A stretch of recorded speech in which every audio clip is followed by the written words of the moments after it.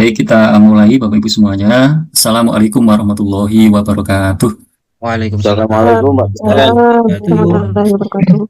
Alhamdulillahilladzi la tatimmu sholihatu illa bih. Wa sallallahu ala sayyidina wa maulana Muhammadin wa ala alihi wa ashabihi. Kawan-kawan mahasiswa A5 dan A6 yang saya cintai, alhamdulillah sore hari ini kita diberi kesempatan oleh Allah untuk melanjutkan sesi pembelajaran kita. Ini adalah sesi sinkronus yang pertama dan mohon maaf baru bisa menyajikan sesi sinkronus ya. Dan memang sengaja saya men-setting sesi sinkronus itu di bagian akhir, karena di bagian itu nanti kita ada yang perlu didemonstrasikan ya, ada yang perlu diperagakan, terutama terkait dengan analisis data statistik menggunakan software ya. Mudah-mudahan kawan-kawan semuanya ya, kita semuanya dalam keadaan sehat ya, dalam keadaan selamat, dan doa terbaik untuk kawan-kawan kita yang terutama yang ada di Sumatera ya, yang tengah menghadapi musibah ya, mudah-mudahan dalam keadaan selamat Amin. dan sehat-sehat semuanya ya. Saya ingin sapa-sapa dulu ya. Jadi ini sudah ada 19 mahasiswa, berarti masih banyak sebenarnya yang belum bergabung, tapi tidak masalah Bapak Ibu ya. Jadi nanti rekaman dari sesi ini akan kita unggah di YouTube sehingga bisa disimak kembali oleh kawan-kawan kapan saja ya, di mana saja. Kita sudah melalui 11 pertemuan ya. Jadi cukup panjang ya, Bapak Ibu belajar secara mandiri ya, melalui bahan-bahan yang kami sediakan, yang mungkin banyak sekali keterbatasan ya, mungkin banyak juga kekurangan dari yang kami hadirkan, sehingga nanti harapannya melalui sesi-sesi sinkronis seperti ini nanti bisa sedikit membantu ya kawan-kawan semuanya. Saya ingin sama-sama dulu ya, yang sudah menyalakan kamera ada Pak Ansori, ada Pak Saihu, ada Pak Ahmad Farid ya, ada Pak Khairullah, ada Bu Nurmawati, ada Bu Ayu, ada Pak Yoni, ada Bu Fadilah ya. Jadi yang lain belum menyalakan kamera ya, tapi saya sangat yakin stay ada di depan laptopnya ya. Jadi Baik Pak, insya Allah Pak, sebentar ya. Baik, jadi tidak masalah ya Bapak Ibu ya. Jadi yang penting masih bisa menyimak, mengikuti ya, dan nanti juga bisa menyimak kembali rekamannya. Saya ingin mendengar dulu secara umum ya Bapak Ibu ya, sebelum nanti saya melanjutkan sesi materi yang terjadwal di pertemuan yang ke-12. Jadi saya ingin dengar dulu gimana pengalaman atau mungkin juga pertanyaan ya, mungkin juga ada saran-saran begitu ya, harapan-harapan ya, terkait dengan sesi-sesi yang sudah kita lalui Bapak Ibu ya. Boleh ada yang ingin menyampaikan sebelum nanti kita mulai sesi pertemuan ke-12? Ada Bapak Ibu? Ada? Aman-aman aja ya Bapak Ibu ya, lancar-lancar saja? Antara bingung sama aman Pak. Insya Allah aman ya. Saya melihat ada beberapa mahasiswa yang tidak mengikuti di LMS ya. Jadi harapan saya nanti segera melengkapi. Ada beberapa mahasiswa yang dalam catatan rekamannya masih nol ya Bapak Ibu ya. Misalnya terkait dengan menyimak materi ya, dan seterusnya itu ada beberapa mahasiswa yang masih kosong ya.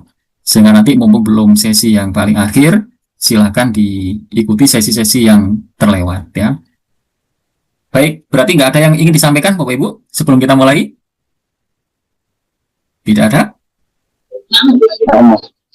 Boleh kami Pak, mohon izin Pak dosen. Boleh Pak Ahmad. Terus terang saja untuk statistik ini kami juga sangat-sangat mengalami kesulitan. Karena memang sepertinya seharusnya praktek mungkin yang tidak mungkin lebih banyak tutorial mungkin yang harus disampaikan kepada kami, karena terus terang untuk hal begitu membuat diagram, membuat penelitian yang lain itu kesulitan lah. Terima kasih saja mungkin Pak. Baik. Terima kasih. Baik Pak Ahmad Farid ya. Jadi nanti itu sebabnya sesi sinkronus saya hadirkan di sesi akhir, karena nanti kita banyak memanfaatkannya untuk tutorial Bapak Ibu ya, untuk mendemokan bagaimana menganalisis data menggunakan software. Terima kasih Pak Ahmad ya. Baik, ada lagi Bapak Ibu yang ingin disampaikan? Tidak ada? Atau nanti sambil mengalir ya Bapak Ibu ya? mungkin sambil mengalir. Ya, Pak. Semuanya sudah menginstal atau mengaktifkan toolpath analisis di Excel-nya Ya, belum, Pak. Belum tahu itu. yang waktu sesi pertama awal-awal ya, yang waktu itu kita singgung bagaimana menggunakan Excel untuk Sudah, Pak, kepentingan insya Allah. analisis data. Sudah ya Bu ya? Insya Allah Sudah. sudah, Pak. Baik ya. Baik Bapak Ibu, saya mungkin akan share dulu ya. Jadi materi kita hari ini sesuai dengan yang tertulis di RPS itu ini ya Bapak Ibu ya. Jadi kita mulai analisis perbandingan dua kelompok ya. Tapi sebelum ke sini saya mungkin merespon tadi yang disampaikan oleh Pak Farid atau Pak Ahmad tadi ya, saya lupa ya. Terkait dengan misalnya membuat diagram ya atau membuat misalnya tabel dan seterusnya ya yang deskriptif. Itu kan kemarin belum kita demokan ya. Sementara hari ini kan kita sudah masuk ke materi yang ini. Tapi nanti kita singgung ya Pak Farid ya. Jadi nanti di sela-sela ini kita akan singgung bagaimana memanfaatkan Excel untuk membuat diagram atau grafik. Baik. Jadi saya membahas ini dulu Bapak Ibu ya, yang sesuai dengan pertemuannya ya. Jadi di sesi pertemuan ke-12, 13, 14, 15 itu kita sudah mulai masuk analisis statistik inferensia begitu ya. Jadi yaitu analisis untuk membuat kesimpulan berdasarkan sampel ya. Nah, di pertemuan yang ke-12 kita khusus bicara bagaimana melakukan analisis perbandingan dua kelompok. Jadi nanti penelitiannya Bapak Ibu itu ada kalanya bentuknya adalah membandingkan begitu ya. Contohnya ini. Misalnya mungkin nanti ada yang membandingkan beberapa metode ya. Jadi kalau metode untuk belajar baca tulis Quran misalnya kita mengenal ada metode Iqra, ada metode Qiraati, ada metode Ummi, ada metode Yambu'a, misalnya begitu ya. Misalnya lalu kita ingin membandingkan metode mana yang lebih efektif, misalnya begitu. Jadi metode mana nih yang nanti lebih efektif untuk pembelajaran baca Quran untuk anak-anak, misalnya begitu. Jadi model penelitian kita untuk skripsi kita nanti boleh jadi bentuknya adalah membandingkan, gitu ya. Atau boleh jadi nanti skripsi kita itu atau penelitian kita itu bukan membandingkan, tapi mengasosiasikan. Jadi melihat hubungannya, begitu ya. Misalnya yang sudah kita contohkan, kita ingin melihat hubungan antara uang saku dan prestasi, misalnya begitu. Apakah dua hal itu berhubungan, gitu ya.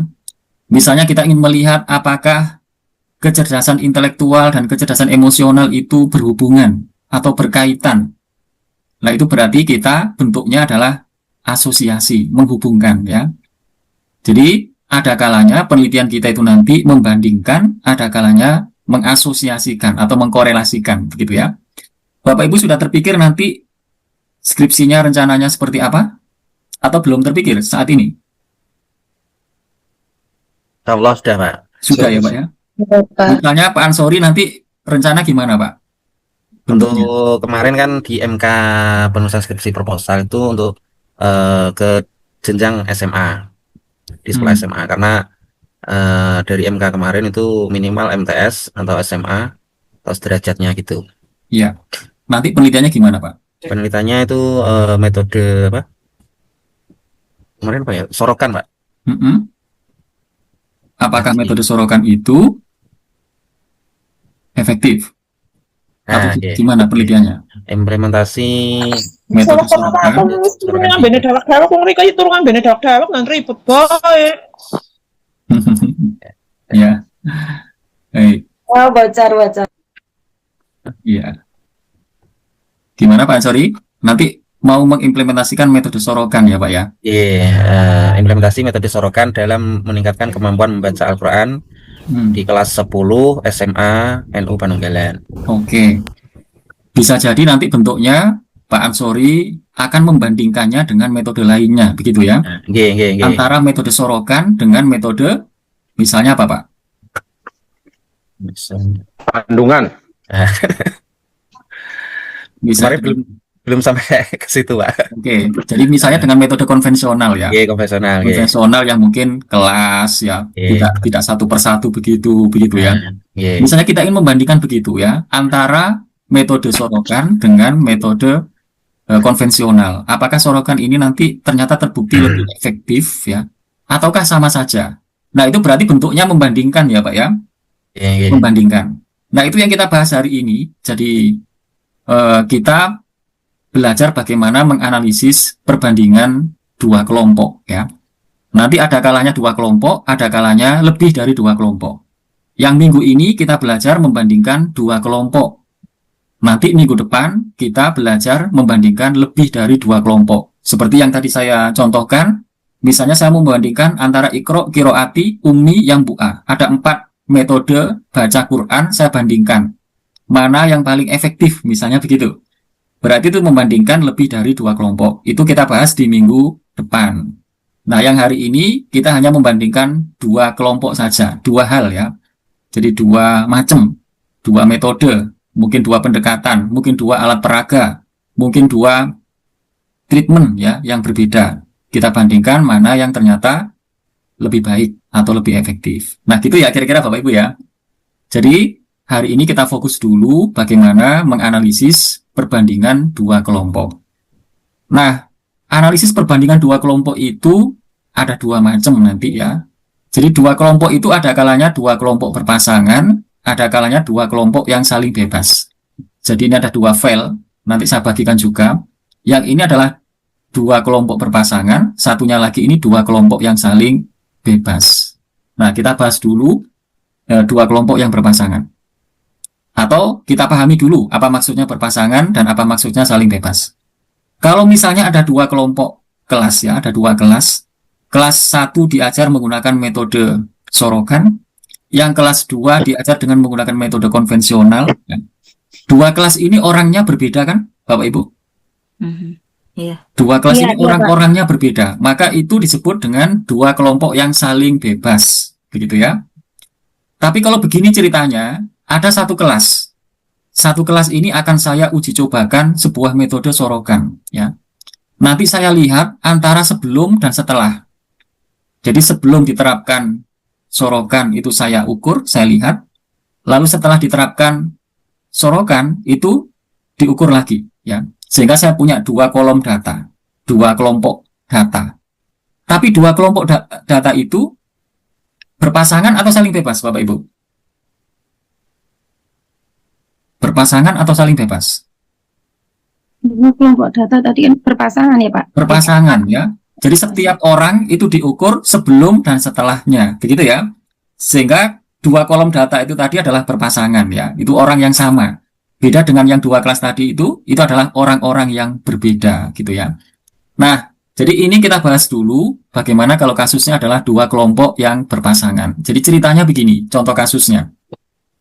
Sebuah sekolah melaksanakan pelatihan literasi selama 2 minggu untuk meningkatkan kemampuan membaca siswa kelas 5.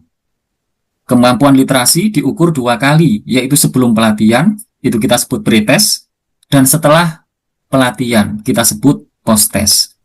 Jadi ini ceritanya guru ingin tahu apakah pelatihan tersebut benar-benar meningkatkan skor literasi siswa secara signifikan ataukah tidak. Terbayang, Bapak Ibu? Terbayang ya? Jadi Ya. ini satu kelompok kelas ya, satu kelompok kelas. Ya. Oke, jadi rumusan pertanyaan penelitiannya adalah apakah terdapat peningkatan skor literasi siswa setelah mengikuti pelatihan? Jadi nanti ada peningkatan ataukah tidak ya antara sebelum dan setelah mengikuti pelatihan. Nah, rumusan hipotesis penelitiannya, hipotesis itu apa Bapak Ibu? Hipotesis itu apa? Dugaan sementara. Dugaan sementara, ya, dugaan sementara. Diduga bahwa pelatihan literasi akan meningkatkan skor literasi siswa. Nah, ini adalah hipotesis penelitiannya, ya. Jadi dugaannya begitu. Lalu kita harus membuat rumusan hipotesis statistiknya, Bapak Ibu. Jadi ada istilah hipotesis penelitian, ada istilah hipotesis statistik. Kalau di proposal atau di skripsi ya, itu kalau hipotesis penelitian tempatnya di mana Bapak Ibu? Di bab berapa? Kalau hipotesis penelitian. Bab 1 Observasi ya. Bab 1 ya Pak. Bab 1 Bapak ya Pak. Bab 1 atau 2 atau 3? Di observasi bab 2 ya Pak ya. Oke, di bab 2. Jadi hipotesis penelitian naruhnya nanti di bab 2, yaitu setelah tinjauan teori, tinjauan riset terdahulu, dan kerangka berpikir. Nah, di bawahnya itu adalah hipotesis penelitian. Sementara hipotesis statistik ditaruhnya di mana, Bapak Ibu? Ditaruhnya di bab 3. Bab 3, yaitu ketika bicara teknik analisis data, ya. Jadi kalau nanti analisis datanya menggunakan statistik, maka harus membuat rumusan hipotesis statistiknya, begitu ya. Kan tidak semua penelitian itu menguji hipotesis ya, Bapak Ibu ya. Sehingga tidak semua penelitian itu ada subbab hipotesis penelitian. Ada kalanya tidak ada karena memang penelitiannya tidak menguji hipotesis. Tapi umumnya penelitian kuantitatif itu adalah menguji hipotesis ya. Nah, ini yang seringkali keliru, Bapak Ibu. Ada mahasiswa yang menulis rumusan hipotesis penelitian itu dalam bentuk H0 dan HA atau H1 ya. Jadi di hipotesis penelitian dia menulis H0-nya apa, ya, H1-nya apa atau HA-nya. Padahal kalau di hipotesis penelitian harusnya tidak berupa H0 dan HA. H0 dan HA itu nanti tempatnya di hipotesis statistik. Jadi kalau kita menulis H0 dan HA di bagian hipotesis penelitian, berarti kita belum punya hipotesis, belum punya dugaan. Karena di situ kita menulis dua-duanya, kedua kemungkinan itu ya. Misalnya H0 tidak ada perbedaan antara sebelum dan setelah. HA ada perbedaan antara sebelum dan setelah. Jadi kalau itu kita tulis di bagian hipotesis penelitian, berarti kita belum punya dugaan ya. Jadi jangan salah, jangan menulis H0 dan HA di bagian hipotesis penelitian. Tapi hipotesis penelitian itu bentuknya adalah ya dugaan kita. Kita itu menduga bahwa pelatihan ini akan efektif ataukah tidak, gitu ya. Jadi salah satunya. Jadi jangan ditulis kedua kemungkinan itu, ya. Nah, baik. Jadi nanti setelah membuat rumusan hipotesis penelitiannya, lalu di bab 3 itu kita tulis rumusan hipotesis statistiknya dalam bentuk H0 dan HA, ya. H0 itu singkatan dari hipotesis 0, HA itu singkatan dari hipotesis alternatif, ya. Atau HA itu kadang-kadang sebutannya bukan HA tapi H1, gitu ya Bu Ibu ya. H1. Baik. Jadi H0-nya berbunyi tidak ada perbedaan skor pretest dan posttest. H alternatifnya ada perbedaan skor pretest dan posttest. Jadi ini mirip seperti dunia peradilan Bapak Ibu ya. Jadi kalau ada orang mau diadili ya. Jadi kalau ada tersangka, itu status dia itu adalah praduga tak bersalah. Jadi dia dianggap dulu tidak bersalah. Lalu dikumpulkanlah bukti-bukti. Apakah nanti bukti-bukti ini mendukung dugaan bahwa dia bersalah ataukah mendukung ke arah bahwa dia ini bersalah, begitu ya. Jadi H0 itu selalu rumusannya bersih ya. Jadi kalau kita bicara perbandingan, maka H0-nya berbunyi tidak ada perbedaan antara bla bla bla dan bla bla bla. Kalau kita bicara hubungan, maka H0-nya berbunyi tidak ada hubungan antara bla bla bla dan bla bla bla. Kalau kita bicara tentang pengaruh, maka H0-nya berbunyi tidak ada pengaruh bla bla bla terhadap bla bla bla. Nah, begitu ya Bapak Ibu ya. Jadi cara bagaimana membuat rumusan H0 dan HA. Nah, HA itu adalah kebalikan dari H0 ya. Jadi nanti kalau Bapak Ibu skripsinya adalah hubungan antara kecerdasan emosi dan kecerdasan intelektual. Berarti H0-nya apa Bapak Ibu? Berarti H0-nya berbunyi? Tidak ada hubungan antara kecerdasan emosi dengan kecerdasan intelektual. HA-nya? Ada hubungan antara bla bla bla dan bla bla bla. Baik. Kalau misalnya penelitiannya Bapak Ibu judulnya adalah pengaruh uang saku terhadap prestasi belajar siswa, maka H0-nya berbunyi? Tidak ada pengaruh. Oke. Tidak ada pengaruh. Tidak ada pengaruh uang saku terhadap prestasi. H alternatifnya uang Ada saku pengaruh. berpengaruh terhadap prestasi. Nah, seperti itu ya. Jadi H0 itu no effect atau no different, ya, tidak ada pengaruh atau tidak ada perbedaan. Baik, setelah itu kita harus ngerti kriteria keputusannya. Jadi nanti kan kita harus membuat keputusan nanti ya, menolak H0 ataukah menerima H0. Singkatnya, uji apa saja, mau uji T, mau uji F, uji apa saja dalam statistik, mau uji normalitas, uji homogenitas, dan seterusnya, itu kriterianya adalah tolak H0 jika p-value lebih kecil dari alfa yang kita tetapkan.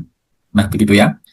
Alfa itu nanti terserah peneliti, mau 5%, mau 10%, mau 1%. Pokoknya nanti kriteria untuk pembuatan keputusan, tolak H0 jika p-value lebih kecil dari alfa yang kita tetapkan.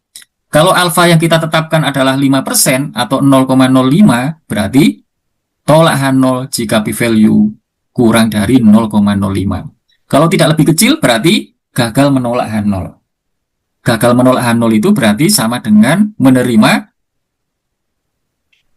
alternatif. Nah, gitu ya Bapak Ibu ya. Jadi kalau menolak H0 berarti menerima H alternatif atau HA ya. Gagal menolak H0 berarti, kalau gagal menolak H0 itu berarti apa? Menerima H0 gitu ya. Sama ya, sama saja. Baik. Nah, setelah itu baru kita ngumpulin data. Kalau tadi kan kita belum punya datanya ya Bapak Ibu ya.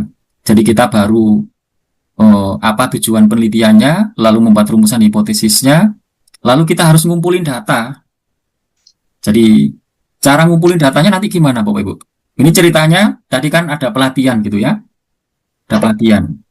Berarti kita perlu uji coba ke sebuah kelas ya, satu kelas. Satu kelas kita pilih untuk kita jadikan sebagai subjek uji coba. Jadi sebelum pelatihan dia diukur literasinya ya. Lalu setelah pelatihan, setelah 2 minggu pelatihan itu, dia dites lagi skor literasinya, kemampuan literasinya. Misalnya ini siswanya hanya ada 15. Jadi siswa 15 ini diukur sebelum dan setelah mengikuti pelatihan. Ini skornya seperti ini misalnya. Jadi datanya seperti ini ya Bapak Ibu ya. Contohnya. Ini cuma 15 ya. Terbayang nanti Bapak Ibu model-model penelitian yang serupa dengan ini, bisa saja nanti Ibu atau Bapak itu penelitiannya menguji apa Bapak Ibu. Kalau ini kan pelatihan literasi nih ceritanya. Bapak Ibu misalnya nanti seperti apa? Yang modelnya begini, misalnya gimana? Misalnya. Yo, yang skripsi kuantitatif. Ya, Ibu Rohimah. Ibu Rohimah kualitatif. Saya kualitatif, Pak. Kualitatif, baik. Jadi misalnya kita ingin melihat apakah metode bla bla bla ini efektif untuk meningkatkan minat belajar siswa, misalnya begitu ya. Sehingga nanti sebelum ini diterapkan, mereka diukur minatnya, dilihat minatnya, lalu setelah digunakan nanti diukur lagi ya minatnya, lalu dibandingkan apakah minat sebelum dan setelah itu mengalami peningkatan yang signifikan gitu ya.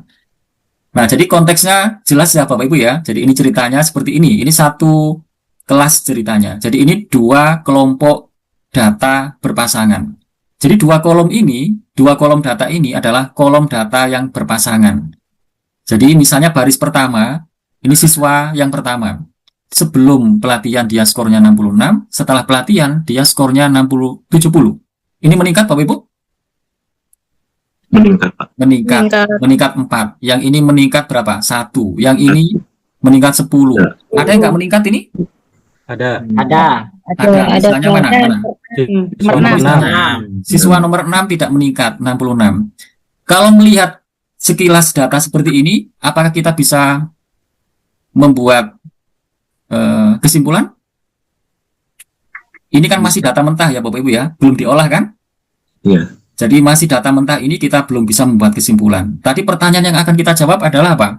Apakah ada perbedaan yang signifikan antara sebelum dan setelah pelatihan? Saya ulangi lagi, apakah ada perbedaan yang signifikan antara sebelum dan setelah? Jadi ada kata-kata signifikan. Itu maksudnya apa Bapak Ibu? Berupa apa Pak ya? Signifikan itu artinya Perbedaan mencolok. perbedaan yang mencolok, perbedaan yang berarti gitu ya. Jadi seandainya begini Bapak Ibu, seandainya saya hitung rata-rata sebelum ini ternyata adalah 70. Lalu saya hitung rata-rata setelah ya posnya ini itu adalah 72. Berarti rata-rata meningkatnya berapa Bapak Ibu? 2. 2. Apakah meningkat 2 itu signifikan? Kurang. Ya. Tidak signifikan, kurang. Kurang. Kurang. Oke, kalau meningkat 4? Masih kurang. Masih kurang. Kalau meningkat 10? Signifikan. Signifikan. Signifikan. Kalau meningkat 8? Apa Bu? Nah, baik. Artinya, kita nggak bisa mengatakan signifikan atau tidak signifikan itu dengan mengira-ngira. Betul nggak Bapak Ibu? Tetapi harus berbasis Menggunakan nanti analisis statistik gitu ya. Dalam arti begini Bapak Ibu. 2 itu kecil apa besar sih? Kecil. Iya. kecil. Kalau 3? Masih kecil. Kalau 4? Masih Kecil. kecil. Besar Oh, Pak iya. kalau 4. Kalau 4 besar. Oke. Nah, Lebih dari 5. Nah, 5 baru besar, Pak. Bahkan Nah. kata-kata 3 itu sudah besar Pak. Itu sudah lebih dari 2 Pak. baik. Dalam bahasa jamak itu juga bisa dikatakan lebih dari 2 itu bisa dikatakan besar atau jamak Pak. Perkumpulan Ini yang statistik. Iya, iya, iya. Dari bahasa Arab itu. Loh, enggak apa-apa, ini kan pemahaman saya Pak. Perlu saya Iya. sampaikan untuk buat bandingan Pak. Iya, mantap, mantap. Betul, Pak. Betul, Pak Saiku ya. J, betul, Pak Saiku. Jadi gini, kecil dan besar itu ternyata relatif. Betul nggak, Bapak Ibu? Ya, Kalau Bapak Ibu jahitin baju, Bapak Ibu jahitin baju nih ceritanya, sudah diukur. Pada saat pengukuran, waktu ngukur itu lingkar lengan itu adalah 18, ya, waktu ngukur. Ternyata begitu jadi, itu kurang 2 cm, ya, kurang 2 cm. Kurang 2 cm dari 18 cm, ya. Kurang 2 cm dari 18 cm itu kecil atau besar? besar. Sangat besar. Besar. Bandingkan dengan begini. Ada proyek pembangunan jalan, pengaspalan jalan. Targetnya, panjangnya itu adalah 70 km. Begitu diukur, kurang 2 cm Pak panjangnya. Kurang 2 cm. Kurang 2 cm dari 70 km, kecil atau besar? Kecil sekali Pak. Kecil sekali ya. Kalau dibandingkan dengan panjang. Tapi kalau aspal ini harusnya tebelnya adalah 15 cm harusnya. Tapi ternyata kurang 2 cm. Kecil atau besar? Besar. Jadi artinya besar dan kecil itu relatif kita bandingkan dengan skalanya, begitu ya. Jadi pembandingnya berapa nih? 2 dari berapa ini ceritanya, begitu ya. Jadi 2 cm dari berapa? Per berapa ya. Berarti nanti ketika kita ingin membuat kesimpulan apakah ada peningkatan yang signifikan atau tidak cukup hanya dilihat kasat mata begini. Oh, rata-rata sebelum 70, rata-rata setelah 72. 70 dan 72 secara matematik berbeda, betul? Betul, Pak. Betul. Tapi yang dimaksud ini bukan berbeda secara matematik.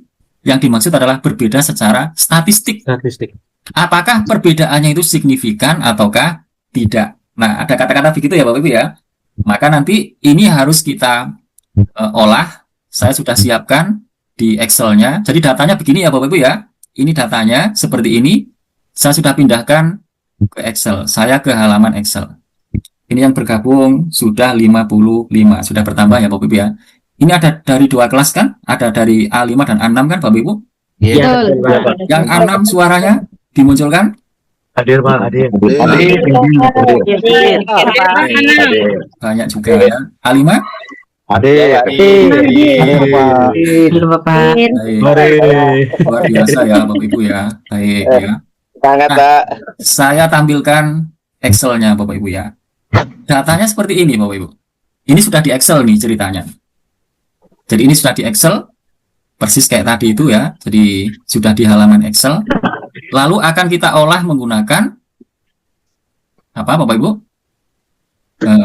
Excel ya. Ini saya perkecil dulu biar kelihatan. Sorry.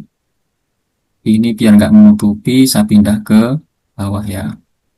Baik, begini. Nah, begini.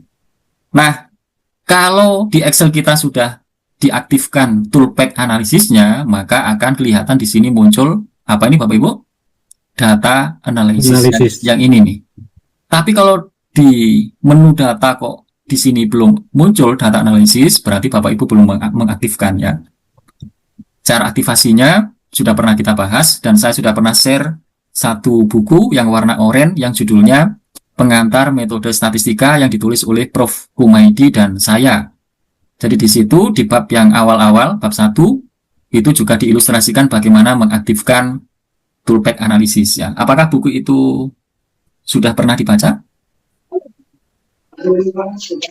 Yang saya share di LMS? Pak, tapi agak pusing ya. Oh iya, nggak apa-apa Bu. Mungkin awalnya pusing ya. Harus dikit Mungkin ya. awalnya pusing, nanti lama-lama pasti mual gitu ya. Nah, Positif, Pak. Mantap juga ini. Jadi Kalau yang ambil kuantitatif enggak Pak, kualitatif enggak, Pak. Jadi nggak apa-apa Bu, bertahap ya. Bertahap. Baik, jadi datanya seperti ini akan kita olah menggunakan toolpath analisis. Jadi di sini ada data analysis. Di sini banyak menu, ada ANOVA, ada korelasi, ada deskriptif statistik, ada uji F, ada regresi, ada uji T, dan seterusnya.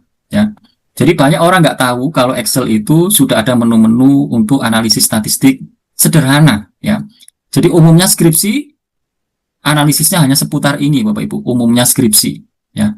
Sehingga tidak perlu menginstal software statistik yang advance ya, yang lebih canggih seperti SPSS, Minitab ya.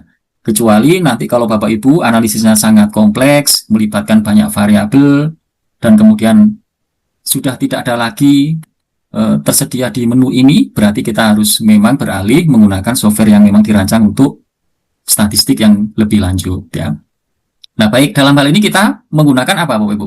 Uji T berpasangan ya. Uji T berpasangan. T-test paired to sample for mean. Uji T untuk 2 sampel berpasangan. Jadi ini yang kita pilih ya Bapak Ibu ya. Jadi di ini oke. Nah, kita oke begini, maka tampilannya begini ya Bapak Ibu ya. Ini saya hapus dulu, ini sisa tadi ya.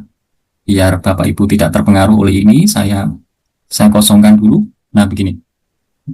Jadi halamannya begini. Jadi uji T berpasangan, T-test paired to sample for mean ya. Jadi kita ingin menguji 2 sampel berpasangan. Ya. Jadi yang kita uji ini adalah rata-ratanya. Rata-rata dari 2 sampel yang berpasangannya ini, apakah ada perbedaan yang signifikan ataukah tidak ya. Nah, halamannya seperti ini. Kita harus mengisi variabel 1-nya dan variabel 2-nya. Jadi ada 2 kelompok data yang harus kita entry di sini. Kelompok data yang pertama dan kelompok data yang kedua. Kita taruh kursornya di sini Bapak Ibu, klik begini. Nah, variabel yang pertama kan ini nih. Dari sini sampai sini ya. Jadi dari sini sampai sini. Apakah terlihat Bapak Ibu? Terlihat Pak. Terlihat ya. Jadi saya blok, saya sorot dari sini ya, sampai sini. Nah, sampai sini. Jadi terpilih sama judulnya gitu ya. Jadi judulnya itu ikut terpilih. Betul nggak Bapak Ibu? ya. Lalu kursornya saya taruh di sini, di ring yang kedua, berarti yang ini sekarang. Nah, begini. Nah, begitu. Jadi judulnya ikut tersorot ya, ikut terpilih. Karena judulnya ikut tersorot, berarti ini harus kita checklist Bapak Ibu ya. Yang artinya baris yang pertama tadi itu kan hanya label ya. Yang ada tulisan skor literasi siswa sebelum pelatihan, itu kan hanya label. Berarti ini saya checklist.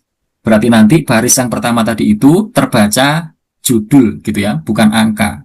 Karena memang dia bukan angka, bukan data. Makanya kita checklist. Berarti yang kita sorot di baris awal tadi hanya label, hanya judul gitu ya. Nah, hipotesis mean difference-nya kita ketikkan 0. Kenapa 0? Tadi kan hipotesis 0-nya adalah tidak ada perbedaan antara sebelum dan setelah, ya. Tidak ada perbedaan itu berarti perbedaannya 0 kan Bapak Ibu? Iya. Betul nggak? Berarti hipotesis mean difference-nya adalah 0 gitu ya. Nah, alfanya kita mau berapa persen? Mau 1% kah? Mau 5% kah? Atau mau 10%? 5% misalkan, Pak. Oke, umumnya penelitian pendidikan, penelitian psikologi, penelitian sosial, umumnya 5%.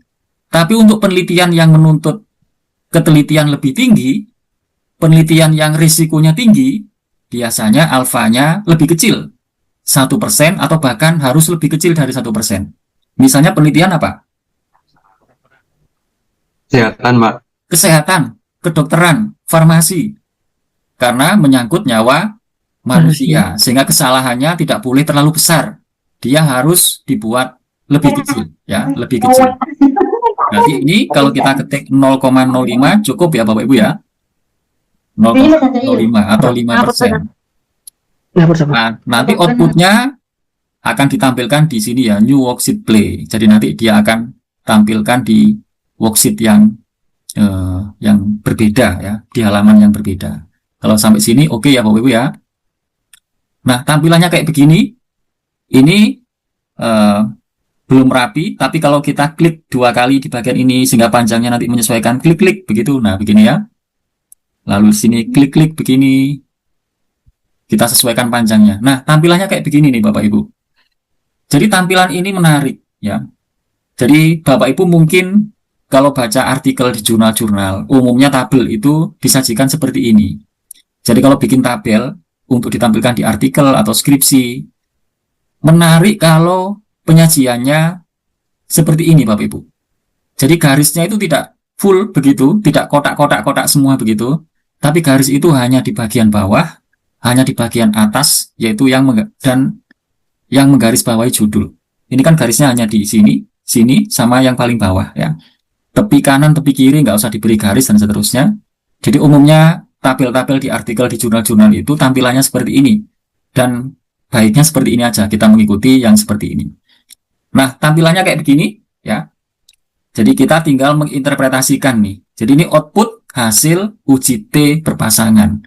Yang untuk menjawab apakah ada perbedaan yang signifikan antara sebelum dan setelah. Begitu ya Bapak Ibu ya. Nah, ini lalu kita copy. Kita taruh di dokumen skripsi kita. Saya keluar dari sini, ini saya stop dulu. Ya. Saya stop, saya kembali ke yang tadi. Yang sini ya. Jadi output tadi itu saya tempel di sini. Nah, jadi outputnya saya taruh di. Bapak Ibu jangan khawatir nanti kalau langkah-langkah tadi masih bingung, sudah saya tulis di sini Bapak Ibu ya. Termasuk pemilihan kenapa dites tadi sudah saya tulis di sini, langkah-langkahnya sudah saya tulis di sini, dan ini outputnya sudah saya tempel di sini. Sudah saya tempel di sini, outputnya kayak begini. Dan output ini harus kita interpretasikan ya. Bagaimana cara menginterpretasikannya? Jadi kalau kita baca gimana nih? Jadi min itu apa Bapak Ibu? Rata-rata. Rata-rata skor literasi siswa sebelum pelatihan berapa? 64, rata-rata skor literasi siswa setelah pelatihan 68 ya. Jadi nanti dari sini kelihatan dari 64 ke 68 itu berarti meningkat berapa poin? 4 poin. 4 poin itu signifikan apa tidak? Lumayan signifikan ya kalau dilihat dari angka. Lumayan signifikan. Tapi kita nggak boleh tanpa dasar ya mengatakan lumayan signifikan ya. Tapi ini Bapak Ibu, Ada tadi 5% tadi. ini yang dilihat ini P-nya ini Bapak Ibu ya, P value-nya ini. Jadi ingat tadi apa? Tolak H0 jika P value lebih kecil dari 0,05. 0,05 ya. Lah ini P value-nya berapa? Kurang berarti. 0,0044. Ya, Dan itu lebih kecil dari 0,05. 5 Sehingga kesimpulannya adalah kecil. iya, berarti signifikan. Gitu ya, ada perbedaan yang signifikan. Jadi kalau P value-nya lebih kecil dari alfa yang kita tetapkan, berarti tolak H0. Tolak H0 itu berarti menerima H alternatif. Tadi H alternatifnya apa?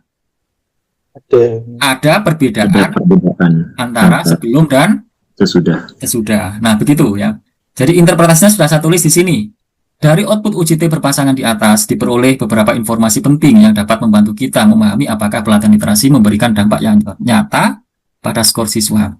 Pertama, secara deskriptif terlihat bahwa rata-rata skor sebelum pelatihan 64, rata-rata skor setelah pelatihan 68, Angka ini menunjukkan adanya kenaikan skor sebesar sekitar 4,4 poin setelah pelatihan. Namun, kenaikan deskriptif belum cukup. Jadi kita nggak boleh membuat kesimpulan hanya berdasarkan deskriptif tadi itu ya. Kita perlu membuktikan apakah perbedaan ini signifikan secara statistik ataukah tidak. Maka yang dilihat nilai P tadi itu. Nilai P value-nya adalah 0,0044. Dan ini lebih kecil dari 0,05, berarti signifikan. Dengan demikian, kita menolak H0, yang berarti terdapat perbedaan yang signifikan antara skor sebelum dan sesudah pelatihan. Nah, jadi nanti kesimpulan praktisnya seperti ini. Pelatihan literasi memberikan dampak positif yang signifikan. Itu kesimpulan yang paling akhir, Bapak Ibu ya. Jadi peningkatan skor dari 64 menjadi 68 bukan hanya sekedar naik secara angka, tetapi terbukti secara statistik, bla bla bla bla bla. Nah, ini kasus yang pertama Bapak Ibu ya. Jadi bagaimana kita melakukan analisis perbandingan dua kelompok yang berpasangan. Bisa diikuti ya Bapak Ibu ya? Bisa ya? Lumayan Ria. Sama. Baik. Nanti bisa disimak kembali Bapak Ibu ya. Nanti file ini juga saya share, saya posting di LMS, dan videonya juga bisa disimak kembali, dan nanti diperkuat dengan latihan. Satu lagi Bapak Ibu ya. Ini nanti kita setting paling lama sampai jam 5 sore Bapak Ibu ya. Jadi kita buat efektif saja gitu ya. Nanti insya Allah minggu depan juga sesi sinkronus ya. Saya merencanakan 3 kali nanti sinkronusnya, terutama di pertemuan ini, minggu depan, dan depannya lagi Bapak Ibu ya. Nah baik, sekarang kasusnya sedikit berbeda. Kalau tadi kan dua kelompok berpasangan ya yang tadi ya. Kalau yang sekarang dua kelompok saling bebas. Ceritanya bukan lagi membandingkan sebelum dan setelah, tapi ceritanya membandingkan antara metode A dengan metode B. Membandingkan antara pendekatan A dengan pendekatan B. Berarti dua kelompok kelas yang berbeda.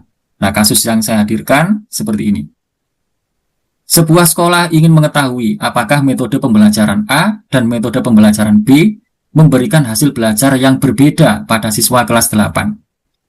Dua kelas berbeda diberi perlakuan berbeda. Jadi ini kita butuh berapa kelas Bapak Ibu? Dua kelas. Dua kelas. Jadi penelitiannya seperti Pak Ansori tadi itu, beliau juga butuh dua kelompok siswa ya, atau dua kelas. Nanti kelas 1 diajar menggunakan metode atau pendekatan sorokan, satunya lagi dengan pendekatan konvensional. Begitu ya. Ini ceritanya mirip kayak begitu. Setelah beberapa minggu, kedua kelas diberikan tes hasil belajar yang sama. Jadi rumusan pertanyaan penelitiannya adalah, apakah terdapat perbedaan skor hasil belajar antara siswa yang menggunakan metode A dan metode B? Terbayang ya Bapak Ibu ya? Hipotesis penelitiannya, diduga bahwa metode pembelajaran A dan metode pembelajaran B menghasilkan perbedaan skor hasil belajar. Oke, kita amankan dulu ya Bapak Ibu ya. Pak Komarudin. Diduga bahwa metode pembelajaran A dan metode pembelajaran B menghasilkan perbedaan skor hasil belajar. Nah, rumusan hipotesis statistiknya, kayak tadi Bapak Ibu, H0-nya berarti tidak ada perbedaan skor hasil belajar antara metode A dan metode B. Kalau dibuat simbol, μ1 sama dengan μ2. μ itu melambangkan rata-rata. Jadi maksudnya rata-rata hasil belajar kelompok 1 sama saja dengan rata-rata hasil belajar kelompok 2. Maksudnya begitu ya Bapak Ibu ya. Jadi itu dalam bahasa matematiknya. Nah, kriteria keputusannya sama kayak tadi. Pokoknya tolak H0 jika p-value lebih kecil dari alfa yang kita tetapkan. Ya. Pokoknya uji apa saja, tolak H0 jika p-value lebih kecil dari alfa yang kita tetapkan. Nah, nanti datanya misalnya seperti ini, Bapak Ibu. Jadi datanya seperti ini. Ini berarti 2 kelas. Kalau kita penelitian kayak begini, nanti 2 kelas itu milihnya ngawur atau ada pertimbangan tertentu, Bapak Ibu? 2 kelas itu Pertimbangan, Pak. dengan pertimbangan tertentu. Yang seperti apa yang diharapkan? Yang memiliki karakteristik yang hampir sama. Kemampuan awal yang hampir sama, dengan latar belakang yang hampir sama, variabel-variabel lain diupayakan sama. Yang membedakan hanya apa, Bapak Ibu? Yang membedakan hanya metode, ya. Supaya nanti kita yakin bahwa apa yang terjadi itu adalah karena pengaruh metode, bukan karena pengaruh variabel yang lain, gitu ya. Jadi datanya seperti ini yang harus kita olah, dan nanti analisisnya adalah uji T 2 sampel, bukan yang berpasangan ya. Jadi yang saling bebas. Nanti di situ kalau di Excel ada 2 macam. Kalau nanti pakai SPSS ada menu Independent Sample T-Test. Kalau kita menggunakan Excel, nanti di sana ada menu T-Test to Sample yang mengasumsikan varian yang sama, dan ada T-Test untuk 2 sampel yang mengasumsikan varian yang tidak sama, gitu ya. Nah, kita nanti pilih salah satunya. Saya akan keluar dari sini, kita kembali ke Excel, ya. Excelnya di sini sudah saya siapkan datanya. Datanya, Oh, nggak pakai seperti ini. oke, ini saya naikkan dulu. Oke, datanya yang ini, yang saling bebas. Nah, yang ini Bapak Ibu. Oke. Tadi gimana langkahnya Bapak Ibu? Data analisis. Data analisis, lalu pilih yang mana?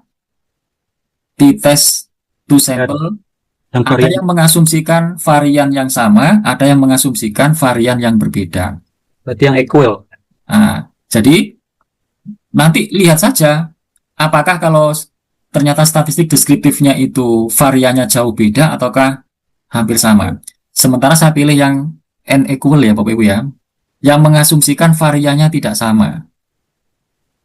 Saya pilih yang ini.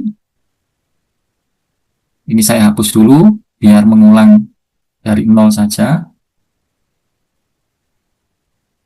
Ini saya hapus dulu. Tampilan awal pasti begini. Berarti ring satunya harus saya entry, kursor saya taruh sini, berarti kolom yang ini saya sorot, termasuk judulnya. Lalu kursor saya taruh di sini, kolom yang kedua ini saya sorot, termasuk judulnya. Karena termasuk judulnya yang kita sorot, berarti labelnya harus di checklist, ya. Menandai bahwa baris yang pertama tadi itu hanya label, hanya judul. Jadi kolom yang pertama tadi itu judulnya adalah skor hasil belajar siswa dengan metode A, gitu ya. Hipotesis mean difference-nya berapa Bapak Ibu? Ditulis berapa? 0. Karena tadi hipotesis 0-nya berbunyi apa? Tidak ada perbedaan antara kelompok A dan kelompok B. Berarti kalau tidak ada perbedaan itu sama dengan perbedaannya adalah 0, gitu ya. Alpanya mau berapa? 0,0, misalnya 5%, ya. Lalu oke. Nah, outputnya kayak begini. Karena lebar kolomnya belum disesuaikan sehingga tampak tertindih seperti ini. Untuk memperpanjang secara otomatis diklik aja 2 kali begini. Nah, dia lebarnya akan menyesuaikan begini. Nah, outputnya seperti ini. Outputnya seperti ini, dan ini sangat menarik ya. Kalau dilihat variannya ternyata selisihnya jauh ya Bapak Ibu ya. Betul nggak? Yang ini variannya 187, ini variannya 59. Varian itu menunjukkan apa Bapak Ibu? Keberagaman ya. Berarti kelas A itu lebih beragam atau lebih tidak beragam? Beragam. Lebih beragam ya. Kelas A itu lebih beragam daripada kelas B. Sehingga kalau tadi saya memilih yang mengasumsikan varian tidak sama, tepat atau nggak tepat Bapak Ibu? Tepat. Tepat. Baik. Output ini lalu saya copy. Saya pindah. Sudah saya copy ke dokumen yang tadi. Nah, ini balik-balik ya Bapak Ibu ya. Nah, sudah saya copy di sini. Outputnya. Nah, outputnya seperti ini. Nah, jadi min di kelompok A 72, min di kelompok B 71. Secara matematik 72 dan 71 berbeda. Tapi kita ingin lihat apakah secara statistik selisih 1 itu signifikan atau tidak dalam hal ini ya. P-value-nya berapa Bapak Ibu? P-value-nya 0,758. P-value-nya 0,758. Berarti menolak H0 atau menerima H0? Menerima. Menerima H0. Menerima H0. Padahal H0-nya tadi apa? 0,5. Iya, H0-nya tadi apa? Tidak ada. Tidak ada perbedaan yang signifikan. Begitu kan Bapak Ibu? Nah, baik. Jadi seperti itu cara interpretasinya. Sama kayak tadi, bla bla bla, tidak signifikan. Artinya tidak terdapat perbedaan yang signifikan secara statistik antara sekolah hasil belajar siswa yang menggunakan metode A dan metode B. Nanti ujung-ujungnya kesimpulannya kayak begini kan. Dengan demikian tidak ada bukti bahwa salah satu metode lebih efektif dibandingkan metode lainnya. Nah, kira-kira seperti ini ya Bapak Ibu ya. Jadi ini contoh bagaimana menganalisis perbandingan dua kelompok, baik yang berpasangan maupun yang tidak berpasangan. Boleh jadi nanti skripsi Bapak Ibu modelnya begini, membandingkan dua hal. Ya, mungkin antara, misalnya begini Bapak Ibu, pernah ada penelitian dan ini dimuat ya, dimuat di jurnal terindeks Scopus. Dia penelitiannya begini, ada dua video pembelajaran yang berbeda. Yang pertama video pembelajaran yang dibuat oleh AI ya. Jadi foto lalu dibuat bergerak begitu ya. Sebenarnya itu foto guru tapi diolah menggunakan AI untuk video pembelajaran. Satu lagi adalah video yang asli. Video ini bukan AI, langsung gurunya itu sendiri. Lalu dua model video itu diuji cobakan ya. Mana yang ternyata akan membuat siswa responsif ya, interaktif. Bukan interaktif.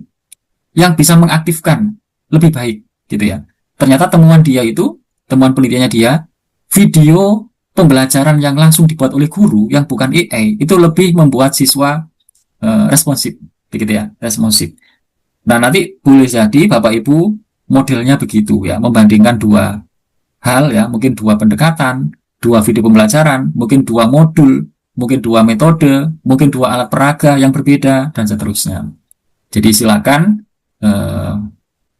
barangkali nanti ternyata penelitiannya seperti itu ya. Adapun nanti terkait dengan membandingkan lebih dari dua akan kita pelajari di minggu berikutnya ya Bapak Ibu ya. Jadi di pertemuan yang berikutnya. Saya kira ini Bapak Ibu ya 4:30 berarti sudah berjalan 1 jam ya. Baik, ada pertanyaan mungkin Bapak Ibu? Ini dari berbagai daerah ya Bapak Ibu ya.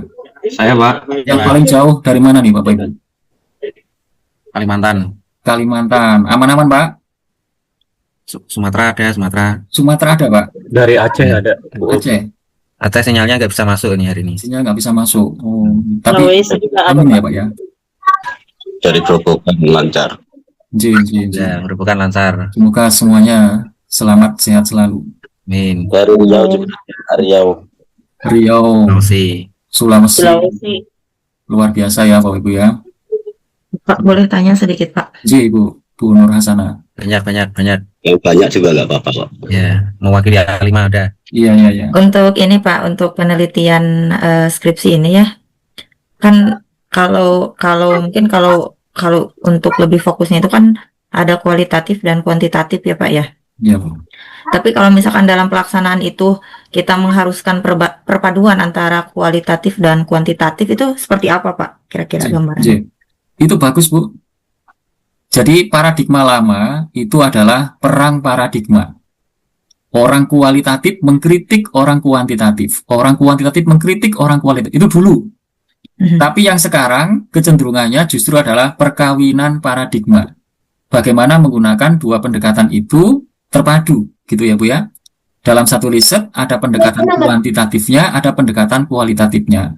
Karena dua pendekatan itu saling melengkapi Bu. Ilustrasinya begini. Penelitian kuantitatif dia bisa menjawab apakah X berpengaruh terhadap Y.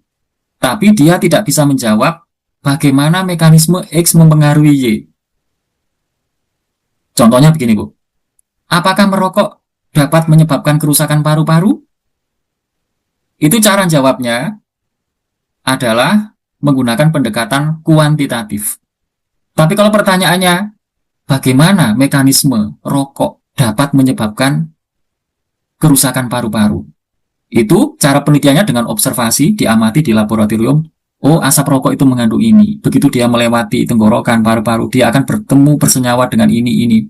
Ternyata penjelasannya seperti itu. Itu kualitatif. Sehingga kalau riset kita itu menjawab keduanya, jadi menjawab kuantitatif tadi itu dan kualitatifnya, maka nanti temuannya akan lebih komprehensif, ya Bu ya. Jadi kalau pertanyaan yang pertama tadi itu yang kuantitatif, cara jawabnya adalah ya saya harus ngambil data di rumah sakit paru-paru, saya ngambil data pasien 100 terakhir, lalu dilihat dari 100 pasien kerusakan paru-paru itu berapa persen yang riwayatnya perokok, berapa persen yang riwayatnya bukan perokok, lalu dibandingkan. Itu kuantitatif. Jadi kalau Ibu nanti menggunakan pendekatan paduan, itu bagus dan tren hari ini memang memadukan dua pendekatan. Begitu, Bu. Tapi kalau ini Pak dosen, nah untuk apa ya namanya tuh, kita kan mengajukan proposal kan, nah untuk memuat perpaduan itu seperti apa gitu. Sementara kan kita itu misalkan kan ada penelitian kuantitatif gitu ya. Nah, apakah dimuat dua-duanya atau seperti apa kira-kira kalau di dalam proposal judul lah intinya gitu ya, proposalnya sendiri. Dengan sendirinya nanti akan terlihat dari pertanyaan penelitian kita, Bu, atau rumusan masalah yang kita tulis di bab 1 ya. Jadi nanti pendekatan yang kita gunakan itu menyesuaikan dengan rumusan masalah yang kita tulis di bab 1 kan gitu ya. Sehingga nanti di bab 3-nya begini, untuk menjawab pertanyaan penelitian yang pertama akan digunakan pendekatan kuantitatif, yaitu menggunakan nanti bla bla bla bla bla. Adapun untuk menjawab pertanyaan penelitian yang kedua akan digunakan pendekatan kualitatif. Data akan diperoleh melalui wawancara mendalam dan pengamatan dan kemudian diolah bla bla bla bla bla. Nah, begitu, Bu. Jadi itu mengalir, mengikuti atau menyesuaikan dengan rumusan masalah penelitian kita, Bu. Seperti itu. Oh iya, baik Pak. Jadi Ibu jangan mengunci dulu, saya mau kuan saja atau saya mau kuan saja. Biarkan mengalir apa memang pertanyaan penelitian Ibu. Nanti pendekatan itu akan menyesuaikan. Contohnya begini, Bu. Misalnya nanti di rumusan masalah penelitiannya Ibu itu pertanyaannya begini. Berapa persen ulama Indonesia yang berkarya tulis? Itu kuantitatif atau kualitatif? Kualitatif ya. Kuantitatif.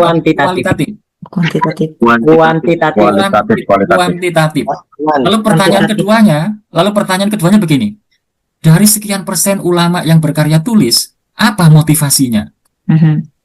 Itu kuantitatif apa kualitatif? Kualitatif. Nanti akan wawancara mendalam kepada beberapa orang ulama yang berkarya tulis. Nah, begitu, Bu. Nah, dengan sendirinya berarti Ibu menggunakan dua pendekatan, kuantitatif dan kualitatif. Gitu. Oke, siap Pak dosen. Terima kasih penjelasannya. Sami-sami, Bu. Izin bertanya, Pak. Pak. Tapi tidak ada.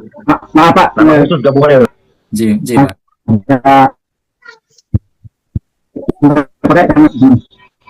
Ini Pak, tadi untuk tertarik dengan yang berpasangan tadinya, pada akhirnya proses itu ternyata respondennya berkurang, Pak. Dari 15 pada saat proses ada yang sakit 3 orang. Bagaimana Pak dalam proses pengolahan datanya? Terima kasih. Yang paling akhir diulangi, Pak. Pada saat pretest itu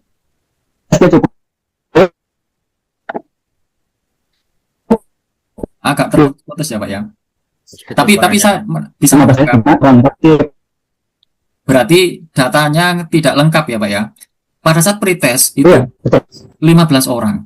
Tapi pada saat post-test ternyata ada yang sakit ya, ada yang nggak masuk. Ternyata hanya menyisakan 12. Sehingga ada missing data ya. Nanti apakah yang data nggak lengkap itu ikut diolah? Begitu ya, Pak ya? Kira-kira begitu ya, Pak ya? Pak Sumario ya? Betul, Pak. Jadi, untuk missing data ya, karena datanya ini adalah data berpasangan, sehingga kalau ada pasangan yang tidak lengkap, dia hanya post-testnya saja yang ada, atau hanya pre-testnya saja yang ada, dia tidak bisa disertakan, Pak. Tidak bisa disertakan, sehingga nanti data yang diolah itu lebih sedikit, ya. Jadi sudah dikurangi dengan pasangan data yang missing itu, yang tidak lengkap itu. ya. Mungkin hanya 1 orang apa 2 orang, dia tidak disertakan. Jadi sebenarnya dalam analisis data itu ada yang namanya proses pembersihan data, gitu Pak. Proses pembersihan data. Jadi data itu sebelum diolah sebenarnya harus dibersihkan dulu. Dibersihkan dari kesalahan dan keanehan. Ya. Kesalahan itu bisa jadi salah ukur, ya, salah tulis, ya. Keanehan itu adalah kalau misalnya ada data outlier, data yang ekstrim, data yang sangat besar sekali, atau data yang sangat kecil, jauh dari kerumunan data. Jauh dari kerumunan data. Misalnya begini, Pak. Seorang kepala desa mensurvei pendapatan per bulan warganya. Begitu di data, dihitung rata-ratanya ketemu, ternyata rata-rata penghasilan warganya per bulan itu adalah 10.500.000. Ya. Pak kepala desa tidak memperhitungkan bahwa sebenarnya ketemu rata-rata 10.500.000 itu adalah karena ada satu warga di situ yang penghasilannya luar biasa tinggi, Pak. Miliarder, ya. Yang sebenarnya kalau satu orang itu tidak disertakan dalam analisis, itu rata-ratanya hanya sebenarnya 1.700.000. Nah, yang kayak begitu berarti outlier itu tidak boleh disertakan dalam analisis yang umum. Dia dipisahkan, nanti dia akan dianalisis secara tersendiri. Jadi nanti warga desa kami rata-ratanya adalah 1.700.000. Namun demikian, ada satu warga kami yang kaya raya, luar biasa, yaitu bla bla bla, yang tidak ikut disertakan dalam analisis ini. Nah, itu lebih fair, Pak. Jadi cara menganalisisnya setelah dibersihkan dulu datanya dari kesalahan dan dari data yang ekstrim atau outlier. Nah, gitu, Pak. Jadi termasuk data yang missing tadi itu, dia tidak bisa disertakan dalam analisis. Tidak lengkap ya, Pak, ya. Data tidak lengkap. Mungkin begitu, Pak Sumario. Ya, Pak. Terima kasih, Pak. Cukup jelas, Pak. J. Izin tanya, Pak. J, Pak. Pak Burhan. Terkait UJT ini kan membandingkan 2 atau beberapa hal gitu, Pak. Dan diharapkan untuk objek awalnya itu memang ada sebuah keseragaman. Kalau kemudian konteksnya kita membandingkan ini, Pak, 2 sekolahan yang memang dari awal agak memang berbeda, Pak, ya, satu sekolah dengan sekolah yang lain, apakah juga bisa dilaksanakan menggunakan ada 2 sekolahan ini, Pak. Kemudian yang ada 2 sekolahan, kondisi awalnya berbeda gitu ya, Pak, ya? dari kelompok 1 dengan kelompok, ya. Halo, Pak Burhan. Tadi, Pak, yang pertama ada 2 sekolahan, kondisi awalnya berbeda. Ini ceritanya apa, Pak? Percobaan? Ya, Pak. Ada percobaan tertentu apa?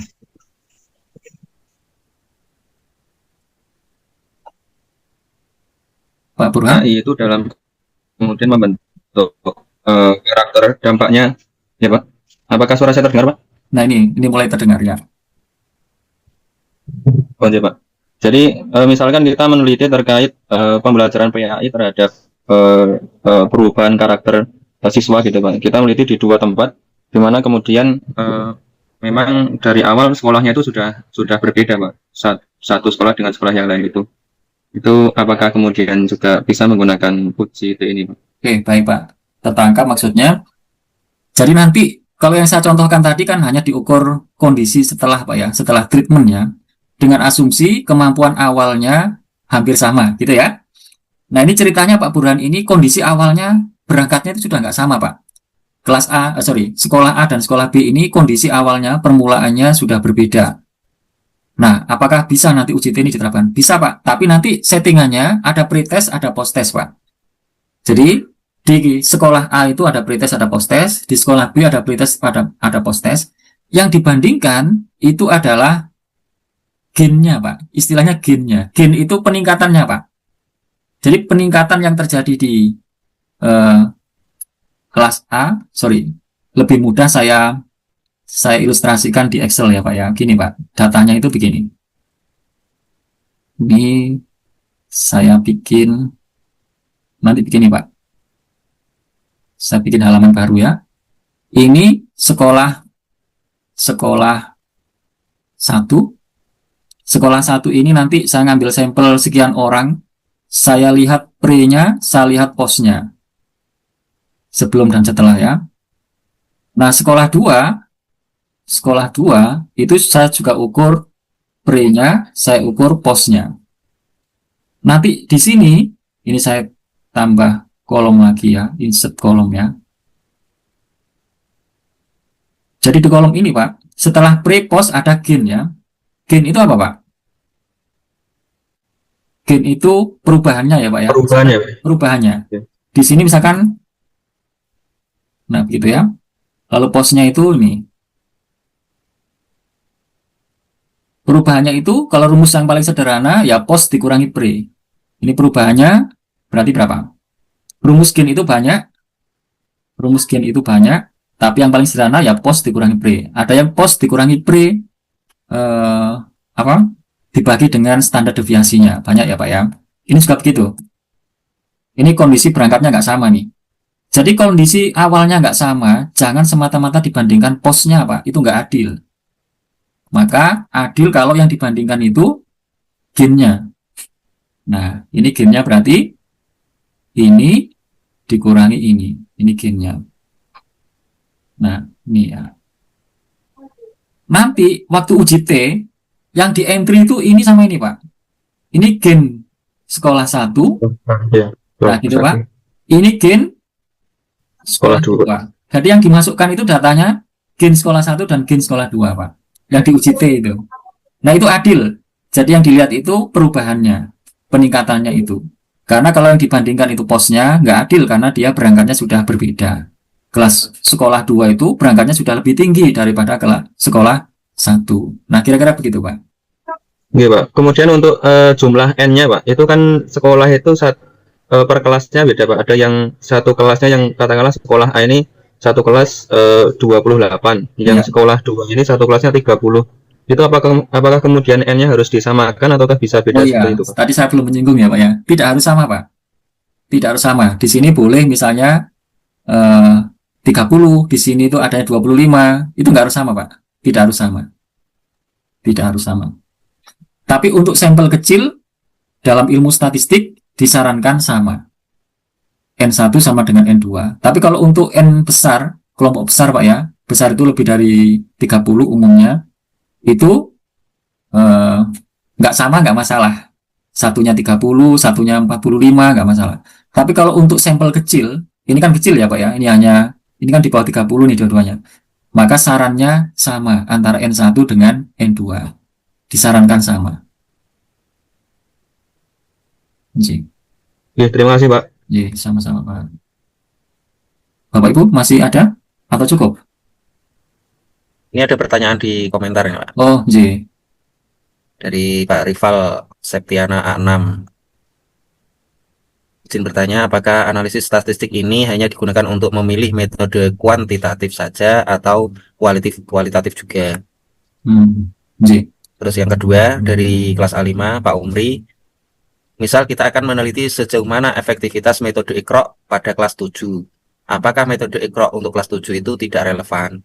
Ya, ini pertanyaan di komentar Pak 2. Ji. Baik. Yang pertama, kalau kita penelitiannya kualitatif, pasti tidak memerlukan statistik, Pak. Pasti ya. Jadi tentu pertanyaan kualitatif itu tidak memerlukan, dan memang datanya tidak berupa angka juga ya, sehingga pasti tidak akan bisa diolah dengan menggunakan statistik. Jadi kalau kualitatif tidak memerlukan analisis statistik. Tapi ini, dulu software untuk mengolah data itu hanya dikenal untuk penelitian kuantitatif, seperti SPSS, Minitab, ya. Tapi sekarang juga banyak software untuk mengolah data kualitatif. Misalnya ada Nano, ada Atlas, ya. Itu adalah software-software untuk mengolah data kualitatif, ya. Jadi sekarang sudah banyak juga software untuk mengolah data kualitatif. Yang kedua, terkait dengan misalnya tadi metode Iqra ya Pak, Iqra atau Qiraat ini? Iqra Pak. Terus ini kaitan diterapkan dengan untuk siswa kelas 7, apakah relevan gitu ya Pak ya? Ya. Itu menarik loh Pak. Jadi gini. Kalau saya balik ada pertanyaan begini Pak. Metode apa sih yang cocok untuk belajar baca Quran untuk lansia? Ya, apakah beberapa metode yang ada itu cocok untuk lansia? Ataukah diperlukan metode khusus kalau ini sasarannya adalah untuk lansia. Lalu diuji cobakanlah. Ini yang diuji cobakan lansia nih Pak. Ada Iqra, Qiraati, Umi, dan seterusnya. Diuji cobakan lansia. Apakah nanti dari beberapa metode itu ada salah satu metode yang unggul, begitu ya? Ataukah ternyata semuanya hampir rata, gitu ya? Kalau hampir rata, dan ternyata rata-ratanya itu semuanya rendah, begitu ya? Berarti kan perlu ada metode lainnya, metode yang khusus untuk lansia, kan gitu Pak? Rekomendasinya, itu menarik Pak, menarik. Sepertinya sudah terjawab ya Pak ya? Iya, siapa? Iya. Bapak Ibu cukup ya? Iya, ini sudah mendekati. Kayaknya cukup ya, sudah Iya, cukup Pak. jelas ya. Ya, Pak. Baik, nanti kita sambung di minggu depan ya Bapak Ibu ya. Insya Allah minggu Siap, depan siap. kita sinkronus kembali dan Iya, kita siap, bisa Pak. diskusi Siap. kembali. Terima kasih Siap, Bapak Ibu Pak. semuanya. Semoga kita selalu diberi kesehatan, kesuksesan, dan keberkahan. Saya ucapkan selamat terus belajar. Salam sukses sejati. Wassalamualaikum warahmatullahi wabarakatuh. Waalaikumsalam Waalaikumsalam warahmatullahi wabarakatuh. Warahmatullahi wabarakatuh.